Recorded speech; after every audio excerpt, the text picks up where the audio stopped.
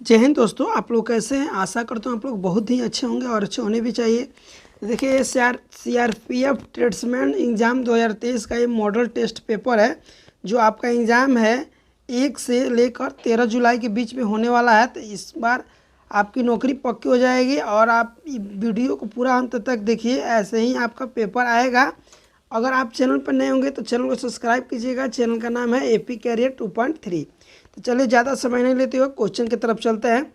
चलिए इसमें first question देखते हैं। यहाँ पे फर्स्ट क्वेश्चन दिया है, निम्न में से कौन सी चोटी संसार की दूसरी सबसे ऊंची चोटी है। क्या दूसरी पूछ रहा है, संसार की दूसरी सबसे ऊंची चोटी कौन सा है।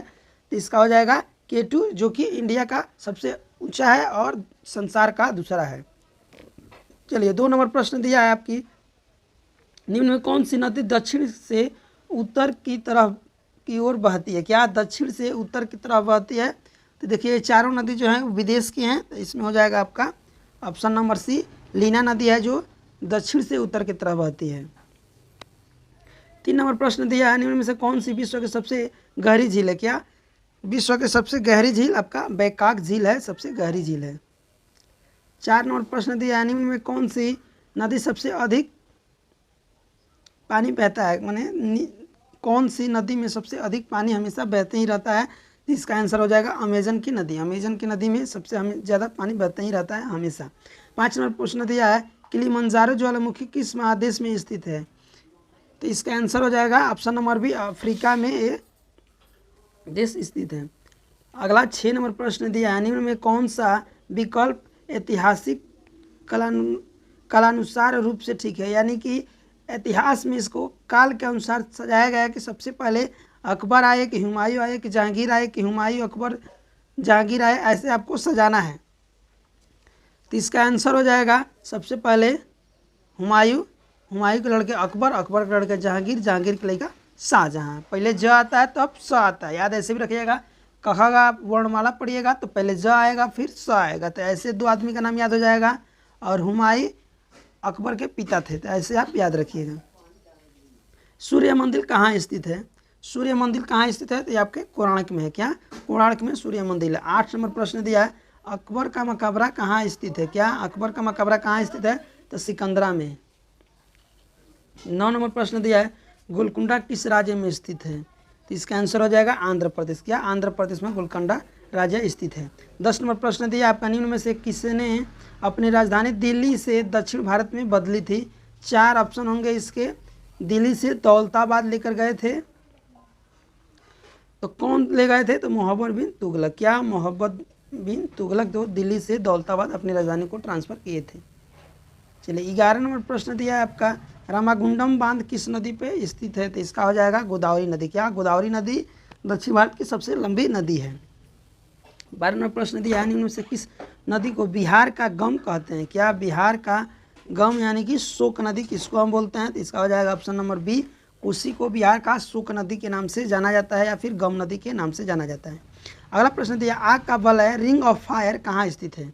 रिंग ऑफ फायर कहाँ स्थित है, तो प्रशांत महासागर में। तो दुनिया का सबसे बड़ा महासागर है, उसमें रिंग ऑफ फायर स्थित है। 14 नंबर प्रश्न दिया है, ताशकंद किस देश की राजधानी है। क्या ताशकंद किस देश की राजधानी है, तो उज्बेकिस्तान, जो भारत के सटे हुए राज्य हैं, जिले हैं, मतलब सॉरी देश है, उसको राज्य बोला जाता है। अगला प्रश्न दिया है, निम्नलिखित सभ्यताओं को एक ऐतिहासिक क्रमानुसार क्रॉनिकल ऑर्डर में रखते हुए दिए गए कुटों से ठीक उत्तर चुनिए। यानी कि जो सभ्यताएं हैं, सबसे पहले कौन है, मिस्र सभ्यता है कि सिंधु घाटी सभ्यता है कि यूनानी है कि सुमेरिकन है। तो जो पहले का है उसको फर्स्ट रखेंगे, उसके बाद से उसके बाद वालों को रखेंगे, उसके बाद वालों को। तो इसका आंसर हो जाएगा आपका 15 का पहले हो जाएगा सुमेरियन। क्या पहले हो जाएगा एक नंबर हो जाएगा मिस्र की सभ्यता। क्या 1 नंबर हो जाएगा मिस्र की सभ्यता, ये 1 नंबर ही रह जाएगा।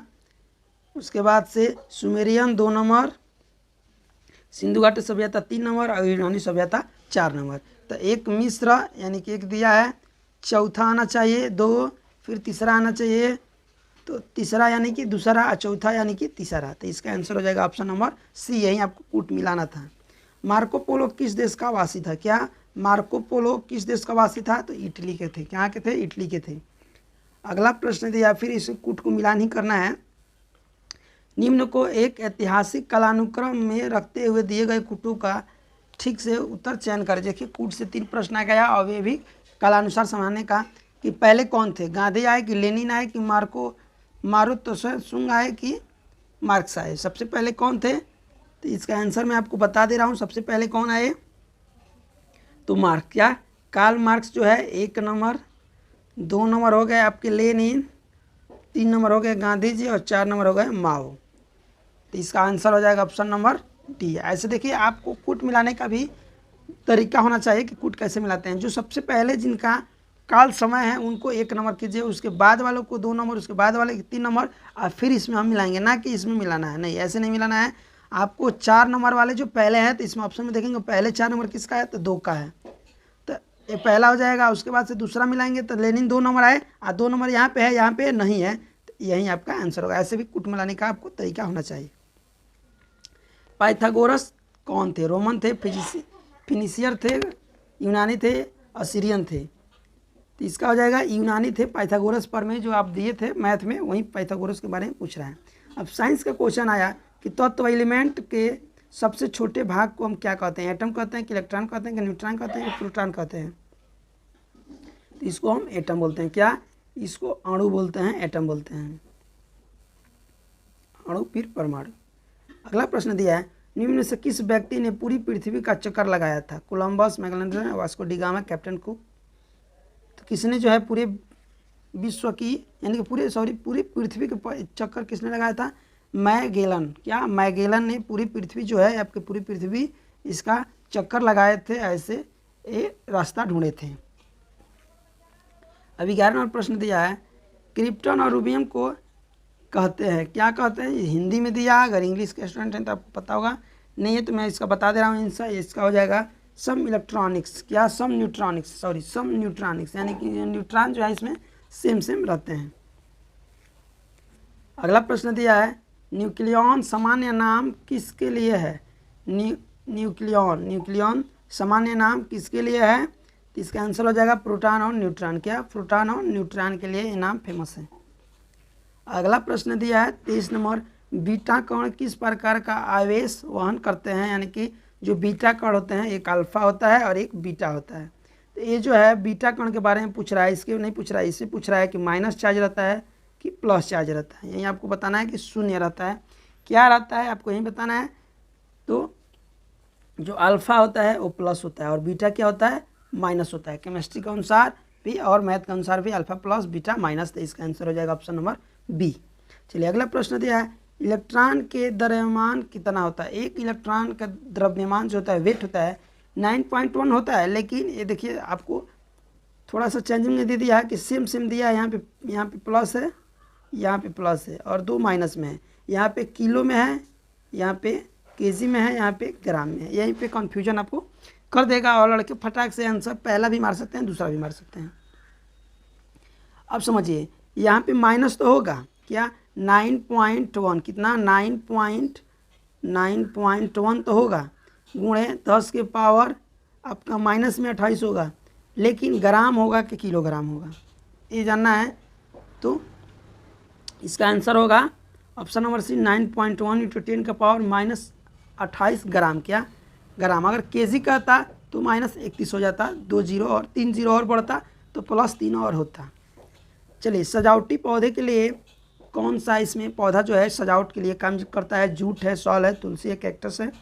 तो कौन सा है जिसमें सजावटी के रूप में काम करते हैं, तो कैक्टस है। कैक्टस जो है सजावट के रूप में इसको काम करते हैं। अगला प्रश्न दिया है, औषधीय पौधा कौन सा है, कपास है, नीम है, जौ है, साल है।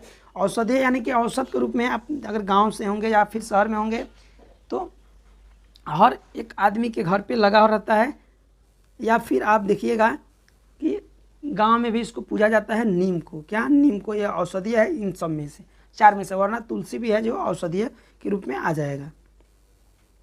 चलिए 27 नंबर प्रश्न दिया, खाद्य उत्पादक पौधे कौन से हैं, किससे खाद्य उत्पादन होता है, तो मकई से क्या होता है, खाद्य उत्पादन होता है। कोशिका में राइबोसोम का क्या कार्य है, कोशिका में राइबोसोम को क्या कार्य है, इसका काम है प्रोटीन संश्लेषण में सहायता करने। क्या, प्रोटीन संश्लेषण में सहायता करना, ऑप्शन नंबर डी। अगला प्रश्न आपका दिया है, कोशिका में सूत्रकणिका का क्या कार्य है? क्या कोशिका में सूत्रकणिका का क्या काम है? तो ऊर्जा पैदा करना। आपका 30 नंबर प्रश्न दिया, निषेचन की क्रिया कहाँ पे होती है? निषेचन की क्रिया कहाँ पे होती है? योनि मार्ग में, गर्भाशय मार्ग में, अंडाशय मार्ग में, अंडपिंड मार्ग में। इसका हो जाएगा अंडवाहिनी में। क्या? अंडवाहिनी में। निषेचन पूछ रहा है, बच्चा पैदा का नहीं पूछ रहा है। चलिए अगला नंबर प्रश्न दिया 31 नंबर, मनुष्य में मेरुदंड से कितनी जोड़ी तंत्रिका निकलती है? जो मेरुदंड होता है एक बॉडी में ऐसे करके, इसमें कितनी जोड़ी तंत्रिका निकली रहती है? तो इसका आंसर हो जाएगा 31 जोड़ा। कितनी? 31 जोड़ा रहता है, यानी कि 62। 32 नंबर प्रश्न दिया है, तंत्रिका तंत्र के रचनात्मक तथा क्रियात्मक इकाई को क्या कहते हैं? तंत्रिका तंत्र की रचनात्मक इकाई क्या है? तो न्यूरॉन है। क्या? न्यूरॉन है। 33 नंबर प्रश्न दिया है, प्रतिवर्ती क्रिया का संचालन केंद्र कहाँ पे है? प्रतिवर्ती क्रिया यानी कि एंटी कुछ काम होता है, उसके विपक्ष में काम करने के लिए जो आपके शरीर में है वो कहाँ से उसका केंद्र के चालू होता है, तो यही आपको बताना है। तो इसका हो जाएगा मेरुदंड। क्या? मेरुदंड में एंटी। 34 नंबर प्रश्न दिया, निम्नलिखित में से किसका वानस्पतिक उत्पादन उनके तने से होता है? क्या? तने से होता है। तो इसका हो जाएगा आलू का।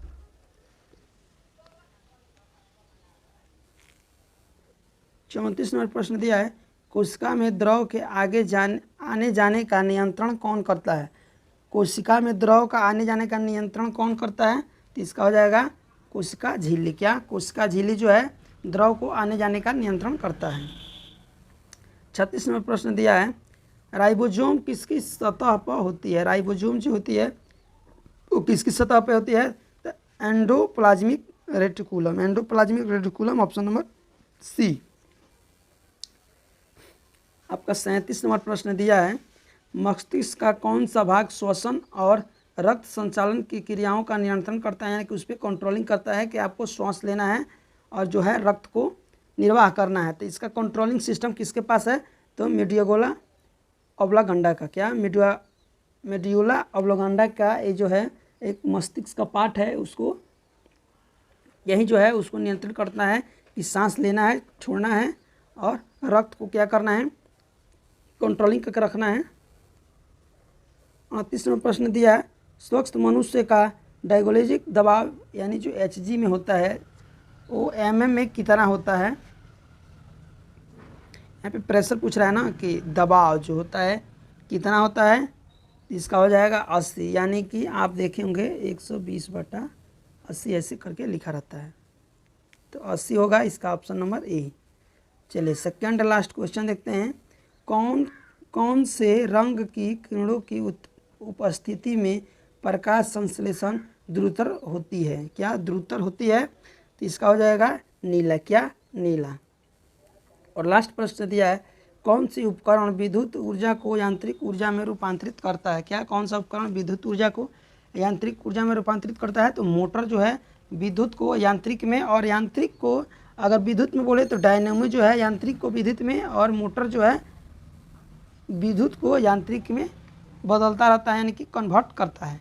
तो ऐसा करता हूँ क्वेश्चन आपको समझ में आए होंगे। अगर दिक्कत भी हो रहा हो तो एक बार रिपीटेशन कर सकते हैं स्पीड बढ़ा के। अगर आप चैनल पर नए होंगे तो चैनल को सब्सक्राइब भी कर लीजिएगा।